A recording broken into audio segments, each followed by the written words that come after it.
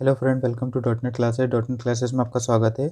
आज के इस वीडियो में हम दूसरा अध्याय देखने वाले हैं इलेक्ट्रीशियन थ्योरी का, जिसका नाम है विभिन्न मानक एवं ट्रेड औजार, different standards and trade tools.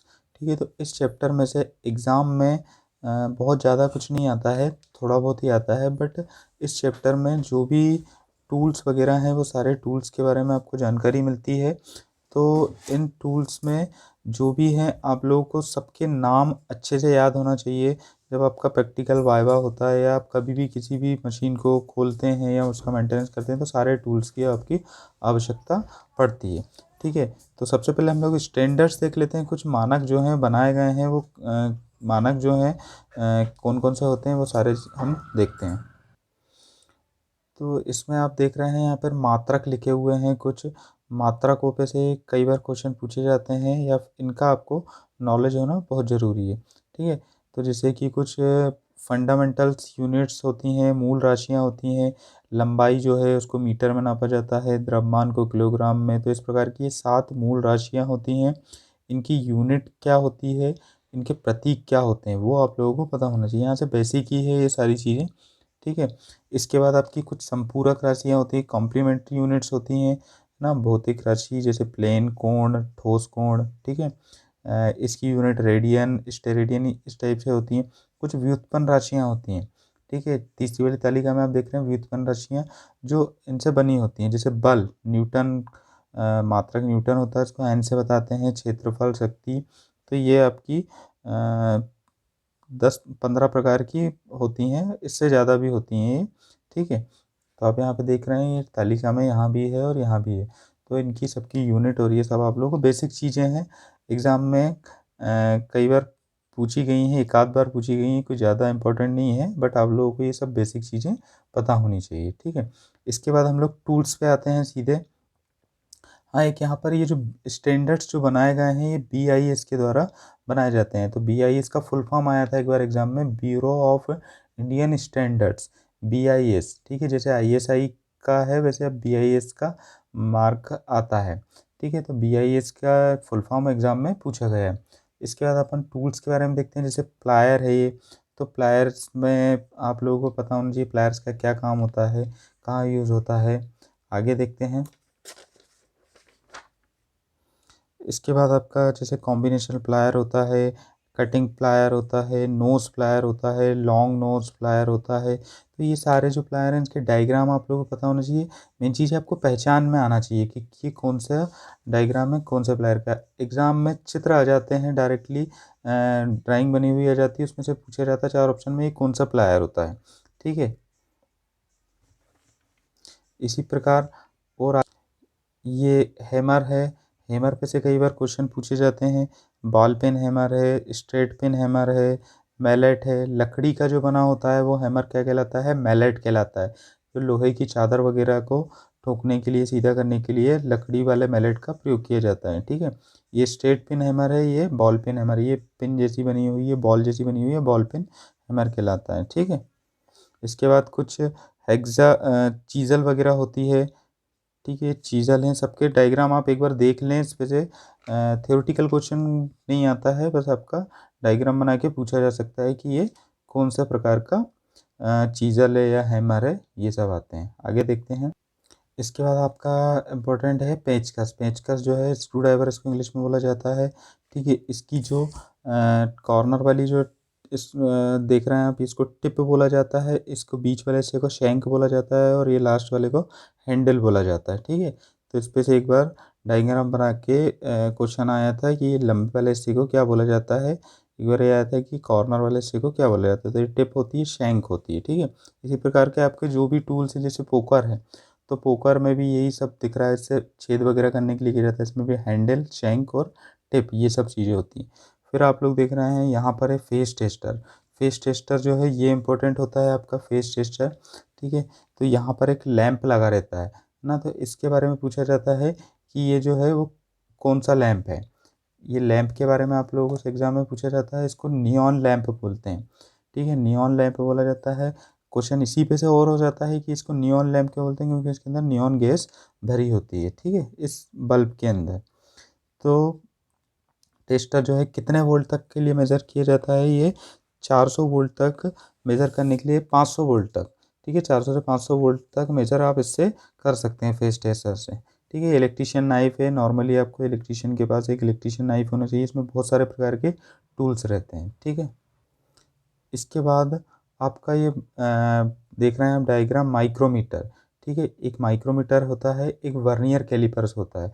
तो माइक्रोमीटर के जो आप डायग्राम देख रहे हैं, इस पे से एक क्वेश्चन आता है कि माइक्रोमीटर की अल्पतम माप कितनी होती है, लीस्ट काउंट कितना होता है। तो माइक्रोमीटर का ध्यान रखिएगा 0.01 mm, ठीक है, अल्पतम माप होती है। इसी प्रकार वर्नियर कैलिपर्स की 0.02 mm, ठीक है, दोनों की अल्पतम माप कई बार एग्जाम में पूछी गई है।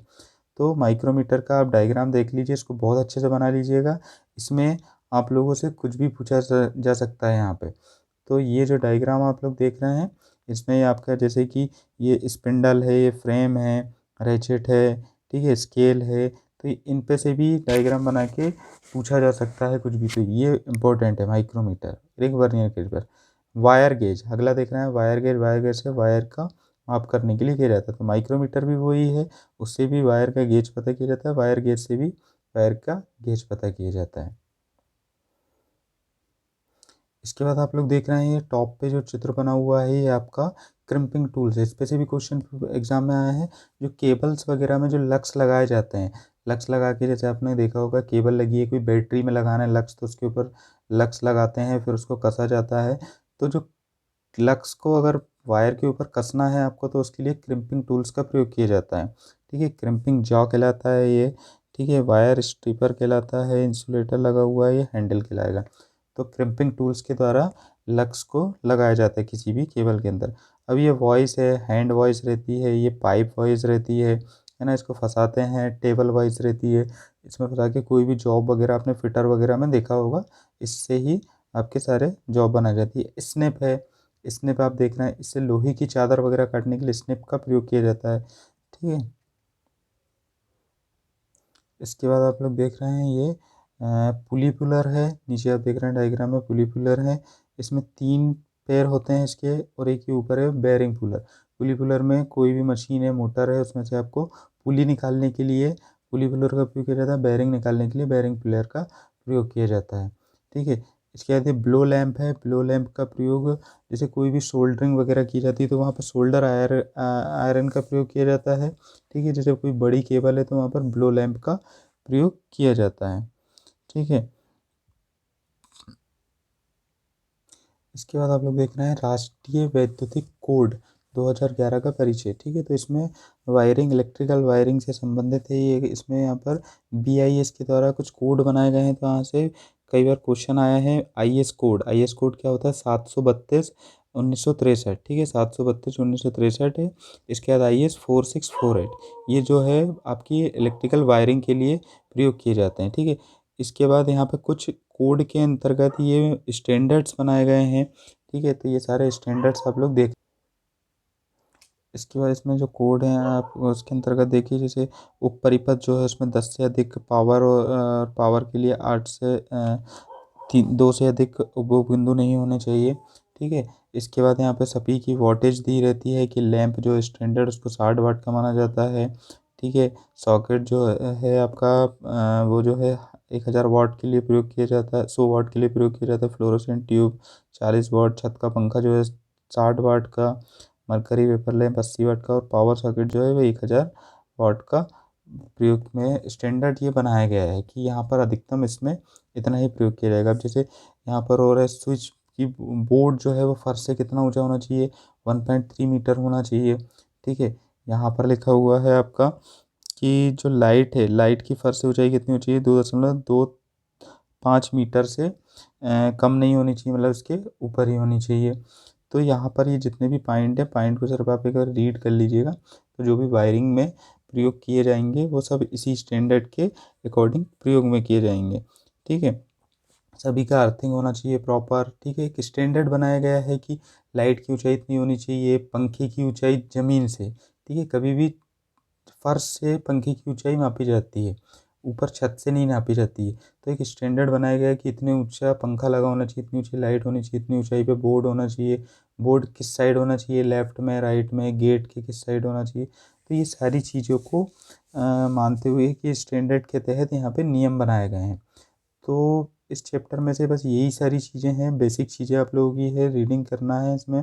कुछ मैंने टूल्स बताए हैं, जैसे आपका स्क्रू गेज हो गया, आपका जिसको माइक्रोमीटर कहते हैं, माइक्रोमीटर हो गया, वर्नियर कैलिपर्स हो गया, आपका टेस्टर हो गया, स्क्रू ड्राइवर हो गया।